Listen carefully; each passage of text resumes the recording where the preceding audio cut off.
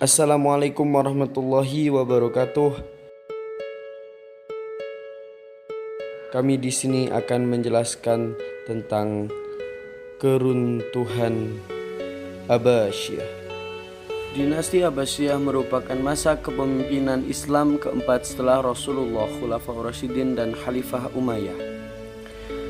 Dinasti ini terbagi menjadi 5 periode dengan berbagai macam bentuk kebijakan politik dan sosial. Dinasti ini dikenal sebagai The Golden Age of Islam, di mana banyak ilmuwan muslim muncul dan menghasilkan karya-karya yang berpengaruh hingga hari ini. Seperti Al-Khwarizmi yang dikenal sebagai bapak matematika, Abbas bin Firnas sebagai bapak aerodinamika, dan Ibnu Sina bapak kedokteran. Dinasti ini mengalami masa keemasan pada periode pertama. Namun tahukah kamu, dari periode ini pula muncul benih kehancuran Abbasiyah. Periode yang pertama dipengaruhi oleh Arab dan Persia, jadi dari tahun 750 sampai 847 Masehi.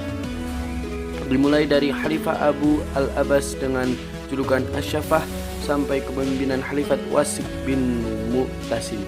Pada masa ini sudah banyak konflik yang terjadi di antara konflik agama maupun ras kesukuan. Pada masa pemerintahan Al-Ma'mun pada tahun 833 didirikan kekuatan militer yang disokong oleh budak-budak Turki yang dikenal dengan nama Mamluk. Mereka dilatih membunuh dan diberikan senjata. Penguatan militer pada masa Al-Ma'mun memberikan dampak perubahan terhadap pemerintah dinasti Abbasiyah. Mamluk kemudian sedikit demi sedikit menguasai pemerintahan dinasti Abbasiyah yang menandai masuknya periode kedua dinasti Abbasiyah pada tahun 847 sampai 945 Masehi. Khalifah pertama pada periode ini adalah Al-Mutawakkil yang kemudian dibunuh oleh anaknya sendiri Al-Muntasir karena hasutan tentara Turki Mamluk. Kematian Al-Mutawakkil menjadi akhir dari kekuatan Bani Abbasiyah. Setelah itu pemerintah dikuasai oleh politik orang-orang Turki sehingga khalifah yang menjabat hanya dijadikan sebagai boneka. Setelah kekuasaan pusat pemerintahan dipegang oleh bangsa Turki, keluarga Bani Buayhi yang merupakan sebuah keluarga Persia mulai mendekatkan diri ke pusat pemerintahan dengan cara menjadi penasehat, juru tulis, dan penolong khalifah.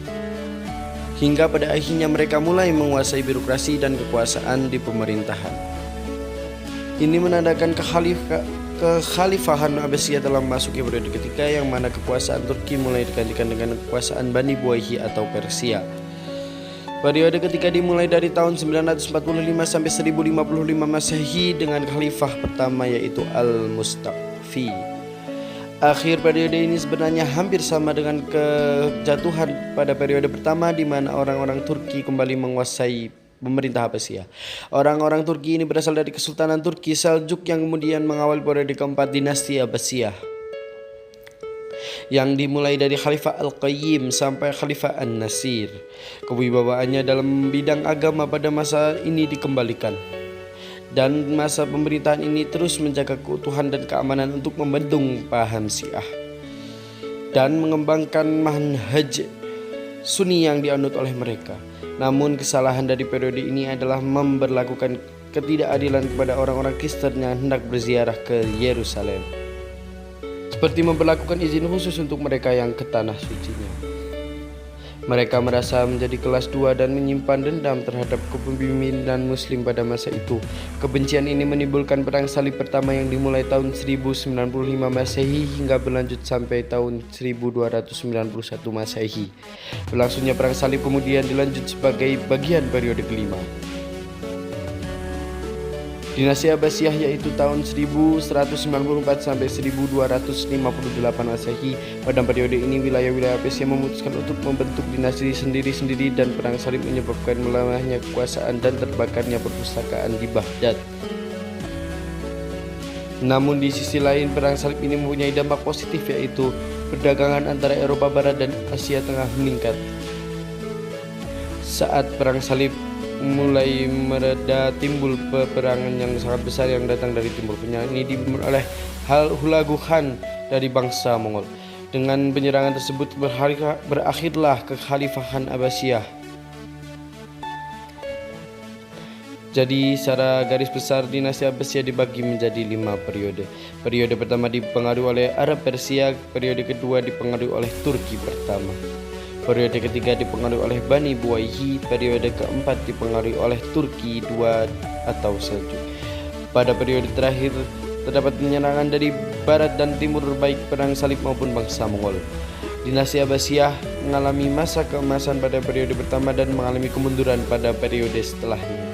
Selama 5 periode, pendidikan dan ilmu pengetahuan terus berkembang dan memberi sumbangan terbaik terhadap ilmu pengetahuan saat ini. Namun, dalam bidang politik dan ekonomi, dinasti Abbasiyah benar-benar mengalami kemunduran sejak memasuki periode kedua. Pemerintah dipenuhi dengan perebutan kekuasaan dan eksploitasi kekayaan negara. Hal ini menyebabkan menurunnya pendapatan dan meningkatnya pengeluaran sehingga Baitul Mal pada 4 periode terakhir mengalami defisit anggaran. Ketidakstabilan yang dialami oleh dinasti Abbasiyah baik secara politik, sosial, ekonomi, militer, dan agama akhirnya berujung pada kejatuhan peradaban emas Islam yang sangat dibangga-banggakan. Cukup sekian yang dapat kami sampaikan. Saya Muhammad Tajuddin As-Subki mewakili teman-teman kelompok mengucapkan terima kasih. Wassalamualaikum warahmatullahi wabarakatuh.